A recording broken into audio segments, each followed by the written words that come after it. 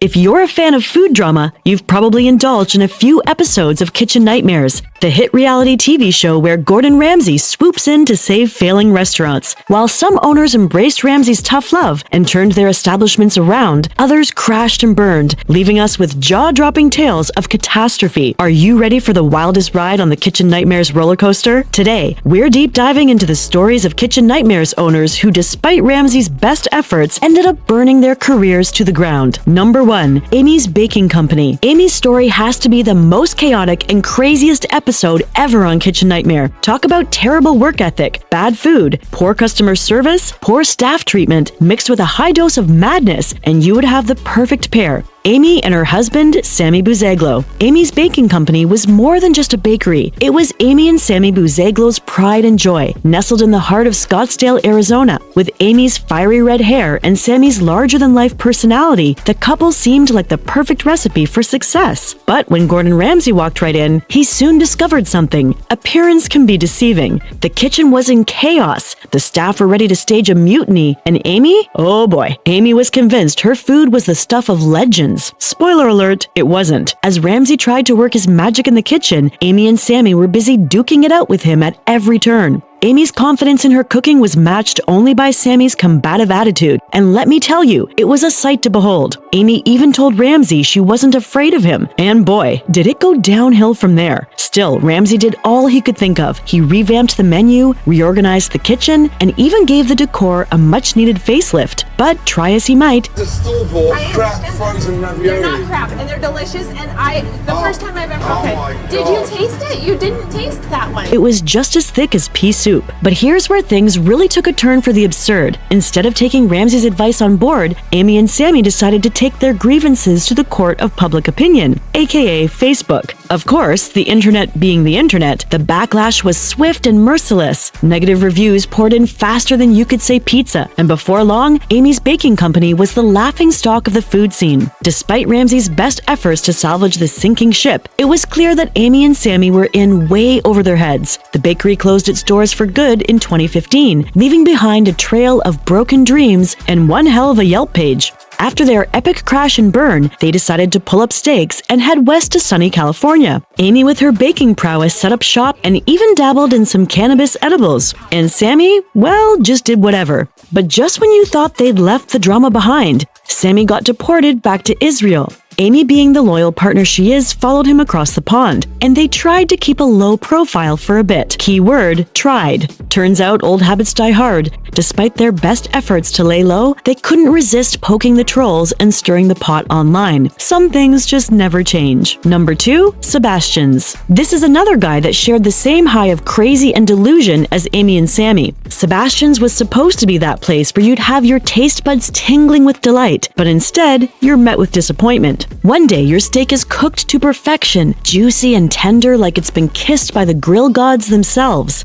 The next, well, let's just say you might need a chainsaw to get through it. When Gordon Ramsay rolled into Sebastians in November of 2007, he tried his hands on the meal. It sucked, and the whole place felt off. The menu was a total flop, and most of its content didn't make any sense. And the food? Well, let's just say that too couldn't even impress a teething infant. But Ramsay, being Ramsay, rolled up his sleeves and got to work. He revamped the menu, gave the place a much-needed facelift, and tried to inject some consistency into the chaos. And for a hot minute, it seemed like Sebastians might actually turn things around. But it didn't. After all of Ramsay's best efforts, his words still fell on deaf ears, and Sebastians continued to flounder like a fish out of water. And like they say, you can lead a horse to water, but you can't force it to drink. Gordon saw this and knew that it was a hopeless fight. And just as he predicted, Sebastians finally hit rock bottom and closed its doors in 2008. Wait, that's not even the end of this tale. Sebastian picked up the pieces of himself and tried his hands at acting, starring in the movie Angels Around Me. Did it become his big comeback?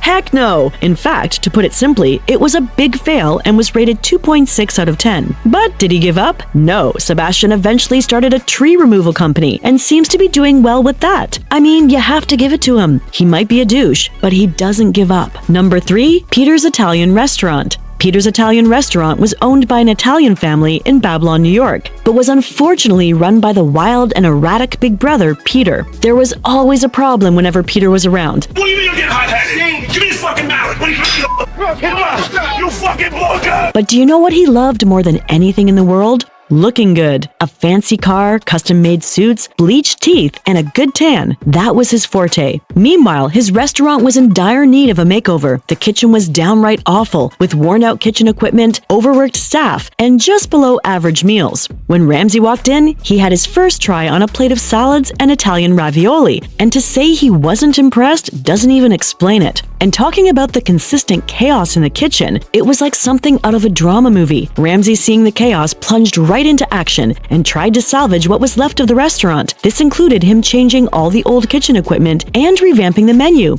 And it worked! The restaurant was slowly coming together, or was it? Well, it was, except for Peter, which the word troublemaker seemed like a more suitable name for him. It was also known that he was an ex-mobster, and at the time of the show in 2007, his family disowned him, which probably took a toll on his emotions. Still, Ramsay was not giving up on him, and with his conscious efforts, Peter's Italian restaurant made a comeback with a relaunch. And this time, it was a hit, but not for long. Just a year later, Peter went back to his old self, causing the restaurant to suffer some great losses, and in late 2008, the restaurant fell to its knees and bid its farewell. Number 4. Campagna. The Campagna restaurant was living up to its standards and doing pretty well, but that was until Joe Cerniglia took over. Fast forward to 18 months and the place was ranking on the edge of bankruptcy. What went wrong? Well, let's say it like this. Joe was running the place more like a frat party than a business. Talk of oversized food portions, budget blown out of proportion, and service slower than a snail on vacation. Then came Chef Ramsay on an episode on the show with the readiness to whip the restaurant back into shape. He began by setting some strict standards, following recipes to the T, and improving on the quality control.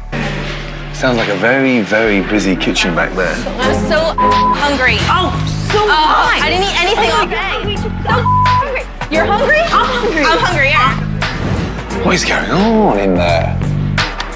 And just like that, things started to look up. More customers poured in every day, and the restaurant's management was up to date. However, something tragic happened in September of 2010. Joe sadly ended his life by jumping off the George Washington Bridge. Rumors were that he had an affair alongside whispers of marital and financial troubles. Heartbreakingly, he left behind a wife and 3 children. And as if the tale couldn't get any sadder, a year later, Campagna shut its doors for good. It's just a harsh reminder that the restaurant business can be as unforgiving as it is rewarding. Number 5, the Seascape Restaurant. Let's take a trip down memory lane to the heyday of the Seascape Restaurant, back when it first opened its doors in 1962. Oh boy, those were the days. The restaurant was jumping, packed to the rafters with eager diners, sometimes squeezing in a whopping 300 covers on a Saturday night alone. But fast forward 40 years, and boy oh boy, how the tides turned. The once glorious Seascape had gone from the toast of the town to Titanic-level disaster.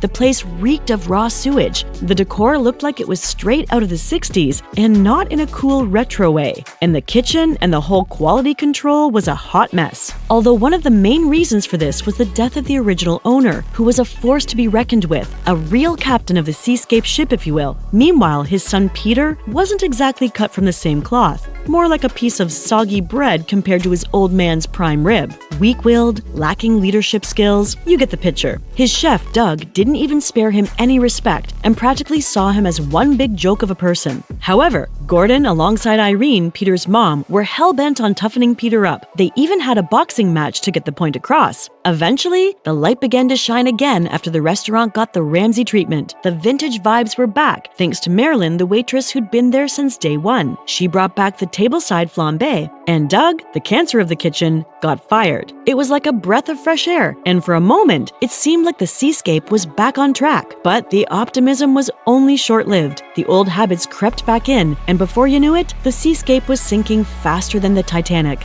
Not too long after, it was sold off after the show aired. And the rest, as they say, is history.